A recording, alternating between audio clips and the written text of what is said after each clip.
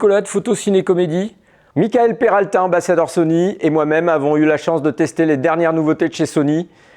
Je vous emmène dans les rues de Montpellier pour tester le Sony Alpha 7C2. C'est parti! Ce nouveau Sony Alpha 7C2 est doté d'un capteur XMORer 33 millions de pixels full frame, d'un processeur BIOS XR combiné à une puce d'intelligence artificielle optimisant l'autofocus avec la reconnaissance des sujets rapide et efficace. Sa rafale de 10 images secondes répondra aux besoins des photographes passionnés. Côté stabilisation, il embarque un stabilisateur 5 axes qui vous permettra d'obtenir des photos de qualité et des vidéos impeccables, avec un gain de 7 stops. Ce concentré de technologie, mis dans un boîtier d'à peine 525 grammes, fait de lui un boîtier compact et performant, offrant une bonne prise en main. Après vous avoir parlé de l'Alpha 7C2, je vais laisser la parole à Michael Peralta pour vous parler de l'Alpha 7CR.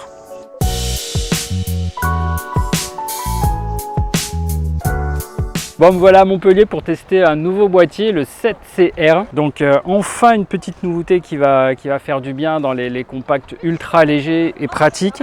Là, on va reprendre quasiment le R5 que j'utilise moi déjà au quotidien dans mon travail photo. Quand je pars en aventure, tout ça, j'ai le R5. Donc là, ce qui est plutôt pas mal du tout, c'est qu'ils ont repris la même puce EA dessus. Donc on retrouve toute l'intelligence artificielle que maintenant Sony propose sur ses boîtiers. Donc il y a 693 collimateurs également. Donc autant dire que là j'ai fait, on était au skatepark de Montpellier, j'ai fait de la photo un peu sport, donc du coup des sujets en mouvement, raté aucune mise au point. Donc il y a une belle nouveauté.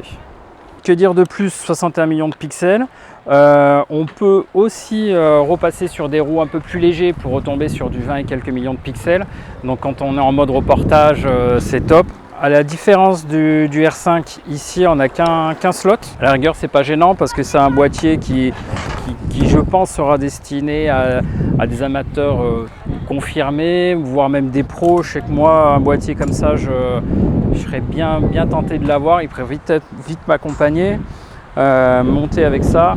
Voilà, avec le nouveau 1635, on a quelque chose d'ultra léger, ultra compact, ultra pratique. Donc je me suis retrouvé juste sur une petite après-midi avec Photo Ciné Comédie pour le tester. Merci à eux de m'avoir fait découvrir en avant-première. Même moi, je ne savais pas encore qu'il y avait ça qui allait arriver sur le marché. Donc c'est plutôt vraiment très cool, une belle découverte. On a la chance d'avoir reçu en test aussi le Sony 1635 2.8 GM2, plus léger et plus compact que la première version. Il est top. En effet, il ne pèse que 547 grammes, ce qui le rend 20% plus léger que son prédécesseur. Son encombrement est également réduit d'1 centimètre par rapport à la première version.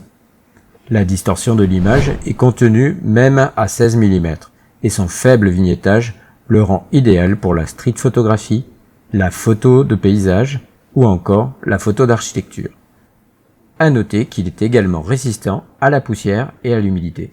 Qu'est-ce que j'ai aimé sur ces boîtiers? Le viseur par rapport à un Alpha 7C, c'est exactement la même taille. Par rapport à un Alpha 7 IV ou un Alpha 7R5, on a un viseur qui est un petit peu plus compact mais très pratique. Pourquoi? Parce que on peut rester avec son sujet, on peut prendre en photo en même temps avec les deux yeux. Donc c'est très pratique, j'ai plutôt l'habitude avec la gamme 6000. J'ai beaucoup aimé aussi les deux molettes pour pouvoir changer sa vitesse et son diaphragme.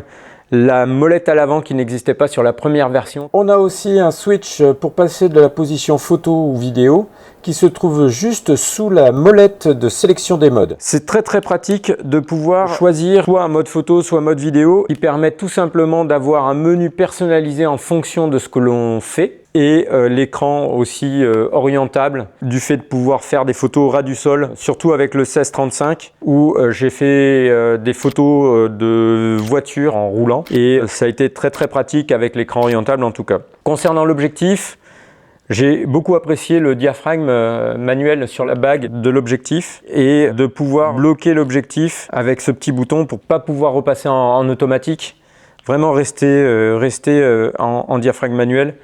On sent qu'il est beaucoup plus léger, il est beaucoup plus pratique à transporter et vraiment super adapté à cette gamme de produits qui est la gamme Alpha 7C2 ou Alpha 7CR. J'ai beaucoup aimé la petite poignée aussi, poignée grip qui est vendue en option, livrée avec la gamme CR.